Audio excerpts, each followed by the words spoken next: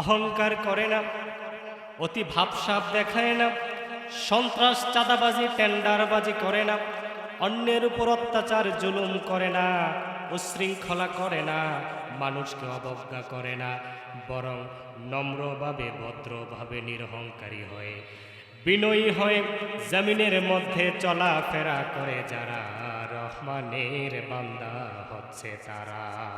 সুবহানাল্লাহ। রব্বুল আলামিন কোনো অহংকারী কিংবা কোনো দাম্ভিককে পছন্দ করেন না। ওয়ালা তামশি ফিল আরদি মারহা ইন্নাল্লাহা লা ইউহিব্বু কুল্লা মুখতালিন ফাখুর। তোমরা অহংকার করে দম্ভ ভরে জমিনের মধ্যে চলাফেরা করো না, কারণ আল্লাহ রাব্বুল আলামিন কোনো অহংকারী কিংবা কোনো দাম্ভিককে পছন্দ করে না।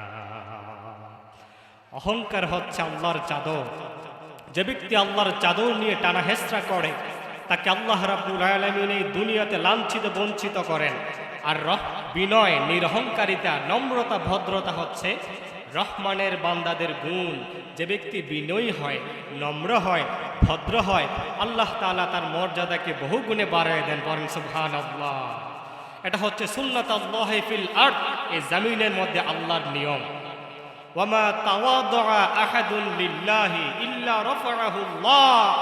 যে ব্যক্তি আল্লাহর জন্য বিনয়ী হবে, নম্র হবে, তাকে আল্লাহ রাব্বুল আলামিন তার মর্যাদাকে বহু গুণে বৃদ্ধি করে দিবেন। পড়েন সুবহানাল্লাহ। আল্লাহর হাবিব সাল্লাল্লাহু আলাইহি ওয়াসাল্লাম যার মর্যাদা ছিল আরশচম্বী,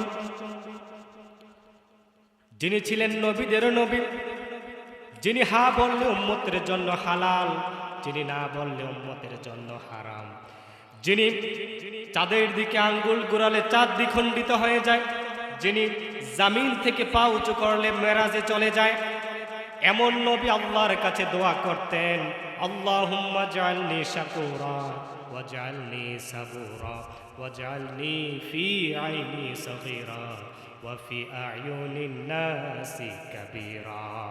আয় রব্বুল আলামিন, আমাকে আপনার শুকুরগুজার বান্দা বানান, আমাকে সবরকারী বান্দা বানান, আমাকে আমার চোখে ছোট বানাইয়া দেন, আর দুনিয়ার সব মানুষের চোখে বড় বানাইয়া দেন। সুবহানাল্লাহ। পড়ে এত মর্যাদাশীল রাসূল নিজের চোখে নিজে ছোট হওয়ার জন্য আল্লাহর কাছে দোয়া করতেন। আর আমরা মানুষ এমন হয়ে যায় ভাবসাব, আগে ভাত খাইতে ভাত পায় নাই, সামান্য কয়টা টাকার মালিক হলে পরে চোখে মানুষ দেখে না, এমন আছে না নাই?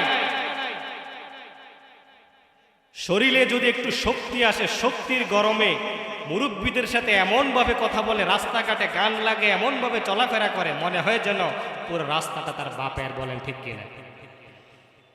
আর যদি সামান্য ক্ষমতা পায় তাহলে তো সারছে, তার পা মাটিতে লাগে না। বলেন ঠিক কিনা? সন্ত্রাস, চাঁদাবাজি, টেন্ডারবাজি, অন্যের উপর জুলুম, অত্যাচার, মতের মিল না হলে মামলা হামলা দিয়ে হয়রানি, ঘর ছাড়া করে এমন কুলাঙ্গার আছে না নাই?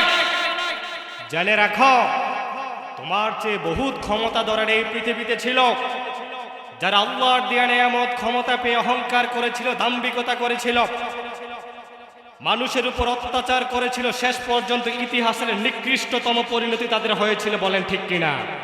ফেরাউন ক্ষমতা পেয়েছিল, নিজেকে রব দাবি করেছিল, আল্লাহ তাআলা বেশি কিছু লাগে নাই, লোহিত সাগরের পানিতে চুবাইয়া পৃথিবী থেকে বিদায় করছে। বলেন ঠিক কিনা? নমরুদ ক্ষমতা পেয়ে নিজেকে সেও রব দাবি করেছিল, আল্লাহর তো মারতে বেশি কিছু লাগে না, একটা সামান্য ল্যাংড়া মশা ব্রেনের ভিতরে ঢুকাই দিছে, সাকরের জুতার ফিডা খাইতে খাইতে দুনিয়া থেকে বিদায় হয়েছে। বলেন ঠিক কিনা? বাদশাহ আব্রাহা ক্ষমতার দাপটে কাবা ঘর ভাঙ্গার জন্য চলে এসেছে, আল্লাহর বেশি কিছু লাগে নাই। চড়ুই পাখির থেকে ছোট কিছু পাখি ছেড়ে দিলেন, ঝাঁকে ঝাঁকে পাখি, যার পায়ে ঠোঁটে 3টা করে কঙ্কর ছিল, যে কঙ্করগুলোর পরিমাণ বোটের দানার মতো, একেবারে সবগুলোকে এই অস্ত্র দ্বারা একবারে সবগুলোকে চর্বিত ঘাসের ন্যায় করে ফেলেছিলেন।